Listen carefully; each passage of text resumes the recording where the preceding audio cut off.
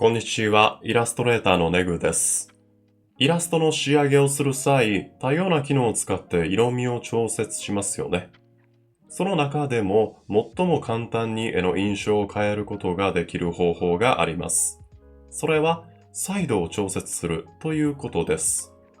こちらの絵をご覧ください。鮮やかな夏空を背景にしたイラストです。ポジティブな色使いが明るい雰囲気を与えてくれます。ですが、魚の死骸が転がっていたり、少し不安な絵ですよね。この絵は、そのギャップこそが特徴となっている作品だと思います。このイラストの彩度を少し下げて観察してみましょう。絵を構成する色の幅が狭くなって落ち着いた印象になりました。互いの色が近くなることで、人物がより背景に溶け込んで見えます。先ほどはギャップを楽しむイラストでしたが、こちらはそのギャップがなくなって絵の世界観をより感じやすくなると思います。どちらが正しいとかはなく、私はどちらも正解だと思います。皆さんは彩度が高い絵と彩度が低い絵、どちらが好みでしょうか？これから彩度を上げるべき絵とそうでない絵について例となるイラストを見ながら解説していきます。彩度を変えるという簡単な工程で絵の意味や印象が変わることが伝わりましたか？こちらは私の視聴者の方のイラストです。夏っぽい感じが足りないというお悩みをいただきました。海が映っていなくても夏のビーチにいるということを伝えたいですね。実はそれも彩度を上げることで解決します。彩度を上げつつ肌に色味を加えたのがこちらになります。なぜか夏っぽさが現れましたよね。これは我々がどんなところに夏っぽさを感じるかを考えれば理由が見えるはずです。夏のビーチといえば鮮やかな夏空でしょう。日向を照らすのは太陽ですが、日陰はその鮮やかな青空の色を反射しています。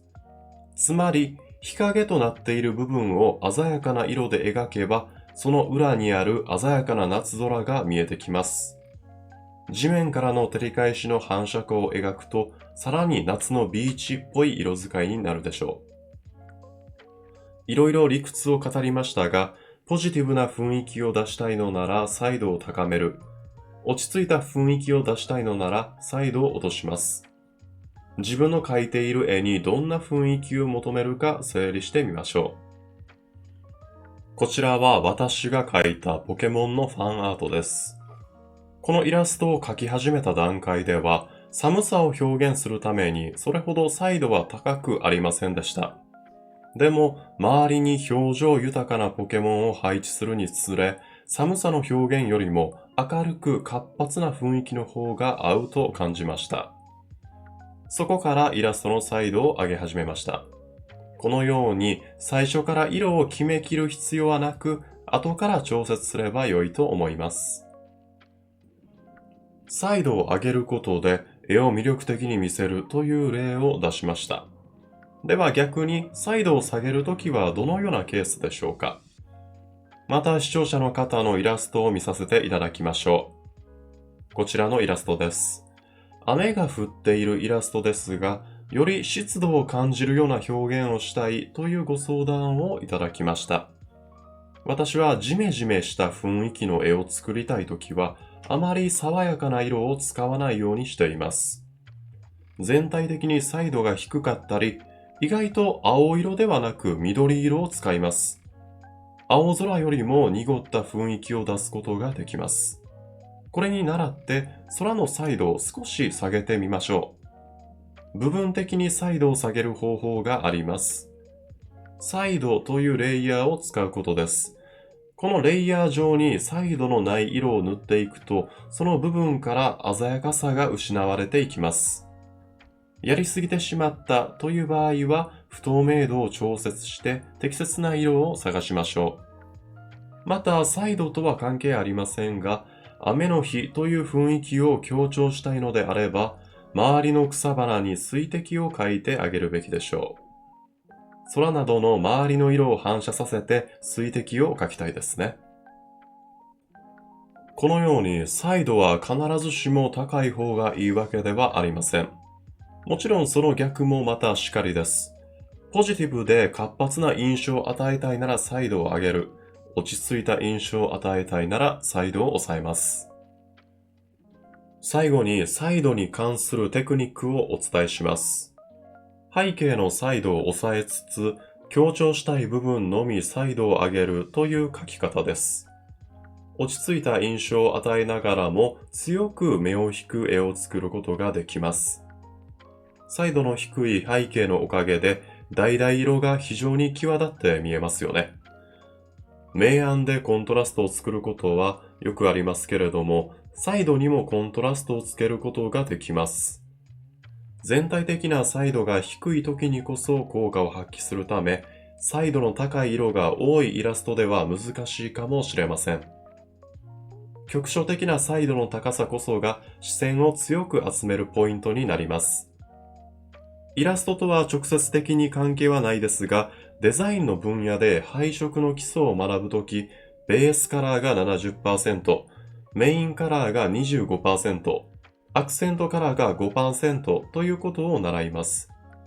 視線を強く集めるのは大半を占めるベースカラーではなく、小さなアクセントカラーなんですね。それと似たようなお話でした。ここでまた視聴者の方のイラストをお借りして注意点をご紹介します。人物と背景が馴染まないというご相談をいただきました。先ほどのテクニックでは背景のサイドを低くして人物のサイドを高めるという描き方をしました。ですが、今回の絵では背景の方が人物よりも鮮やかな色で描かれています。先ほどと逆ですよね。必要以上に背景の持つ力が強くなってしまうかもしれません。そうなると相対的に人物の視線を集める力が弱くなってしまいます。ここを修正したいですね。なんなら空気遠近法の影響で円形の方がサイドが低くなりやすいですから。そして反射光は周囲の物体から飛んでくるものです。周りの鮮やかな木々からの反射光を考慮して人物に色を与えましょう。オーバーレイを使って人物を緑色で照らすことで人物がより背景に溶き込みました。目立つ部分の色を調節すると一手間で大きく印象が変わることがわかりますね。ということで今回はサイドに焦点を当てて語ってみました。サイドの調節は比較的簡単に行えるため、絵を描く際はできるだけ意識したいです。また適当にサイドをいじってみたら、思ったよりいい色になるというケースもあるので、気軽に試行錯誤してみてもいいと思います。本動画は以上となります。それではご視聴ありがとうございました。